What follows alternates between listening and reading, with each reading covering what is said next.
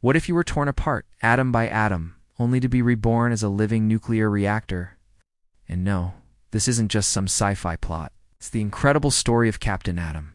He's a man who sacrificed everything, was betrayed by his country, and came back as something close to a god. We were about to uncover the secret government experiment that turned a man into a legend and plugged him into the very fabric of reality, the quantum field. This is the story of how an accidental nuclear explosion gave birth to one of the most powerful and tragic heroes in the entire DC universe. Before he was a walking atomic bomb, he was a man. But which man depends entirely on when you started reading. The tale of Captain Atom actually begins back in the Silver Age of comics. In 1960, from a publisher called Charlton Comics. In this first version, he was Captain Alan Atom, a rocket technician working for the U.S. Air Force. At the height of the Cold War, a time of peak nuclear anxiety, Atom was working on an experimental rocket that accidentally launched with him trapped inside. The rocket exploded in the upper atmosphere, and Alan Atom was seemingly atomized. But that wasn't the end. Miraculously, his consciousness survived. He somehow managed to pull himself back together on Earth, now packing incredible atomic powers.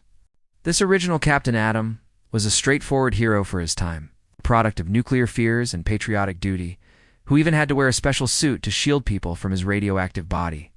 But this version, along with the rest of Charlton's heroes, was about to find a new home. In 1983, DC Comics arranged to acquire the rights to these characters from the financially struggling publisher, which would ultimately fold by 1986. While the original story laid the groundwork, DC was about to give Captain Atom a new origin that was far more complex, tragic, and politically charged. The man would get a new name, a new past, and a whole new set of problems that would define him for decades.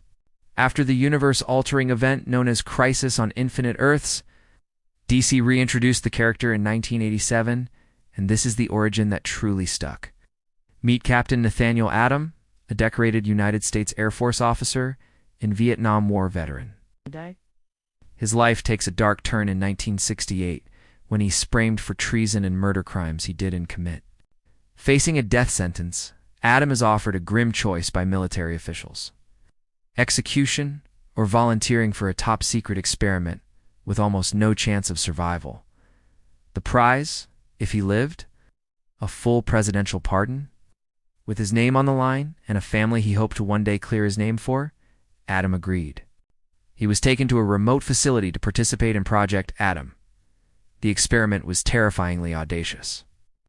Atom was placed inside a chamber made from a strange, captured alien metal, and the military wanted to test the alloy's durability. Their method: detonating a nuclear bomb right on top of it with Nathaniel Atom inside. He was a condemned man, a disposable asset in a high-stakes scientific gamble. He was promised a pardon if he survived, but everyone involved, from the ruthless General Wade Eiling, overseeing the project, to Atom himself, knew it was a death sentence. Little did they know, it wasn't an end, but a violent quantum birth. The countdown hits 0, the nuke detonates. The explosion is immense, and as expected, Captain Nathaniel Atom is seemingly vaporized, gone. But he wasn't destroyed. The combination of the nuclear blast and the unique properties of the alien metal did something no one could have ever seen coming. It tore him apart, but it didn't erase him. Instead, it opened a door. This is where we meet one of the most powerful and mysterious forces in the DC universe, the quantum field. Think of it as a vast, unseen ocean of energy that exists beneath our reality, a fundamental field from which all matter and energy arise. The explosion didn't kill Atom. It ripped his consciousness from his body and plunged it directly into this limitless energy source. The alien metal, now molten, fused with his very essence, becoming a permanent link to the quantum field. For what felt like an instant to him, he was adrift in that timeless void.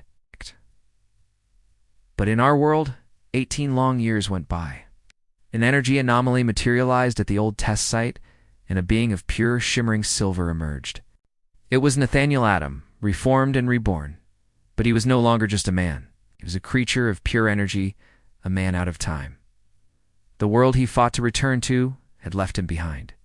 His wife, believing him dead, had remarried to his former commanding officer, General Eiling.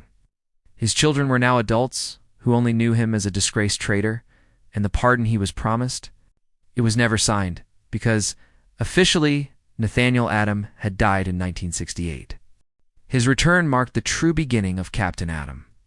That silver shell covering his body wasn't armor, it was his skin, the solidified alien metal that now served as a containment suit for the raging nuclear furnace inside. The skin allows him to safely interact with the world and, more importantly, to tap into the quantum field.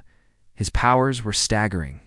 He could absorb almost any form of energy, from solar radiation to a nuclear warhead, and add it to his own. He could project that energy as powerful concussive blasts or intense heat.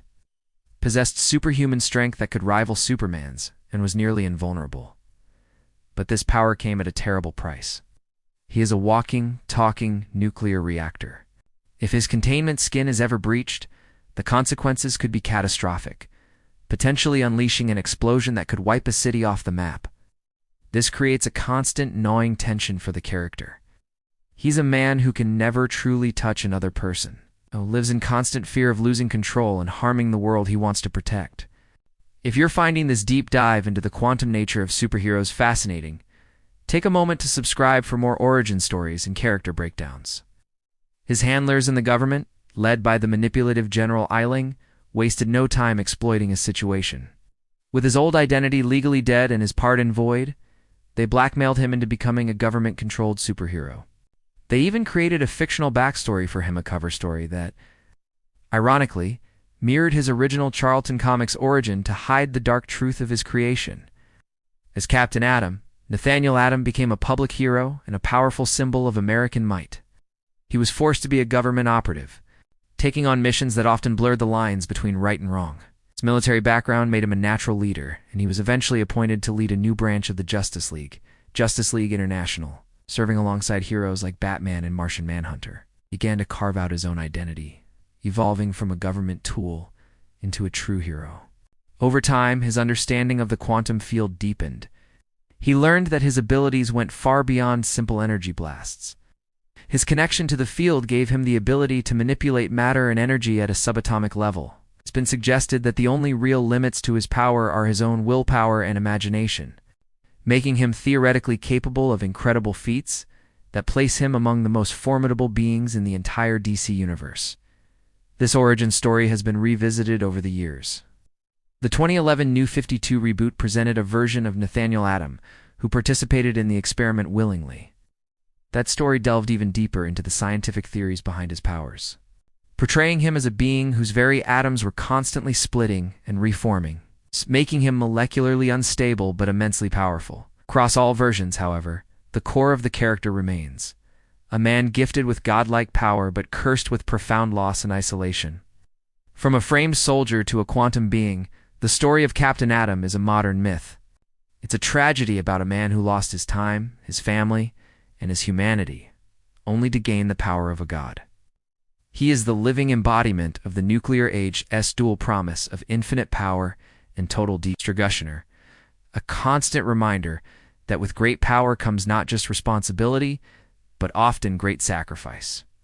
He is not just a superhero, he is a force of nature, a walking paradox, forever caught between the man he was and the quantum legend he has become. What's your favorite Captain Adam moment or storyline? Do you think he's one of DC's most underrated heavy hitters? Let us know in the comments below. And if you want more deep dives into the secret origins of your favorite heroes, make sure to hit that subscribe button and ring the bell so you never miss an upload. Thanks for watching.